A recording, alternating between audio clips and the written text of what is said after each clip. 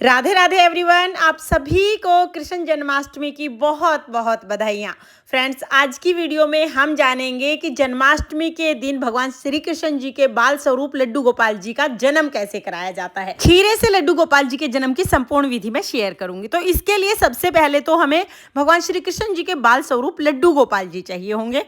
उसके साथ ही कोई बड़ा बर्तन आप ले लीजिए या टोकरी ले लीजिए। फूल हम ले लेंगे और एक हम खीरा लेंगे। डंठल वाला खीरा मिल जाए अति उत्तम, नहीं तो जैसा मिले वैसा ले लीजिए।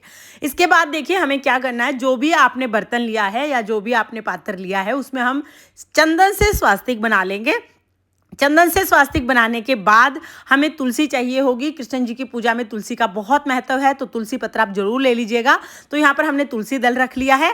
फिर हम फूल रखेंगे। तो देखिए बड़े कोमल कोमल से फूल रखेंगे, और फूल जब भी आप रखें तो ध्यान रखिए कि गुलाब के साथ कांटे वगैरह नहीं होने चाहिए, डंठल को आप निकाल देना।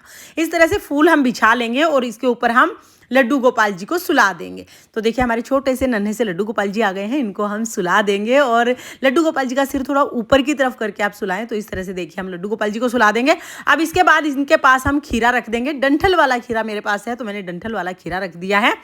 अगर आपके लड्डू गोपाल जी साइज में बहुत छोटे हैं तो खीरा काट के उसके अंदर आप लड्डू गोपाल जी को सुला सकते हैं, लेकिन मेरे लड्डू गोपाल जी थोड़े बड़े हैं तो यहाँ पर खीरा हमने साइड में रख दिया है।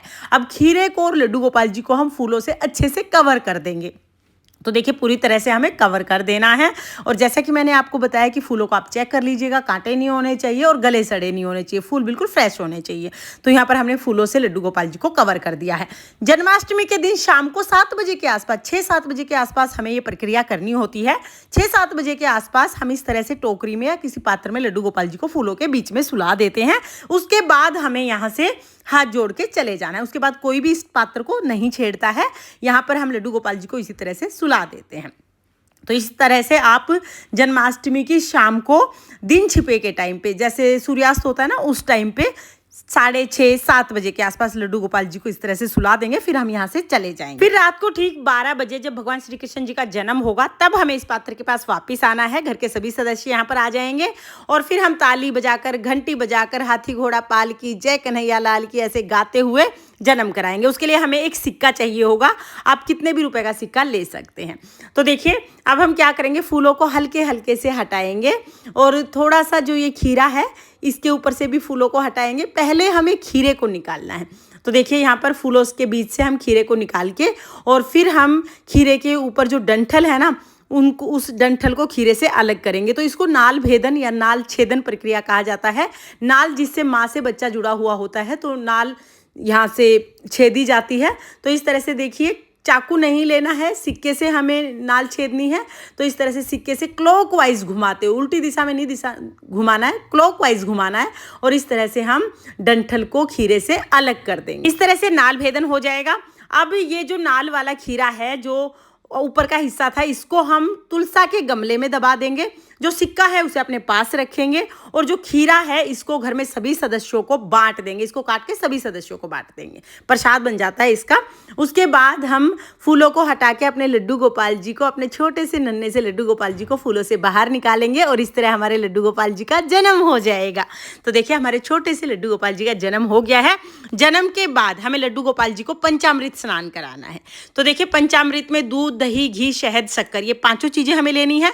आप चाहें तो 5 चीजों से अलग अलग स्नान करा सकते हैं या 5 चीजों को एक साथ मिला के भी स्नान करा सकते हैं। तो यहाँ पे हमने पंचामृत से स्नान करा दिया। उसके बाद फिर हम जल से स्नान कराएंगे और फिर लड्डू गोपाल जी को अच्छे से किसी सॉफ्ट से कपड़े से पोंछ के और उनका सुंदर सा श्रृंगार करेंगे। और देखिए अब जो पात्र में पंचामृत था वो चरणामृत बन जाएगा। इसका हम सभी लोग प्रसाद के रूप में सेवन कर सकते हैं। अब देखिए लड्डू गोपाल जी को हमें इस समय पर नई पोशाक पहनानी है और सुंदर सा उनका श्रृंगार करना है।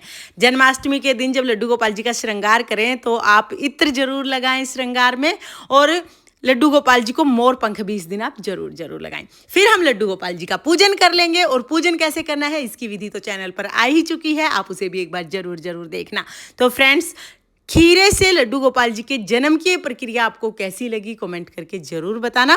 और अगर ये वीडियो आपको पसंद आया हो, वीडियो आपके लिए थोड़ा बहुत भी यूजफुल हो, तो प्लीज प्लीज वीडियो को लाइक कर देना। और हम महिलाएं घर में तीज त्योहार कैसे करते हैं ये देखने के लिए मेरे चैनल को सब्सक्राइब कर लेना। ये जन्माष्टमी आपके लिए बहुत बहुत मंगलमय हो, इसी कामना के साथ फिर मिलेंगे किसी और वीडियो में। तब तक के लिए जय श्री कृष्णा, राधे राधे।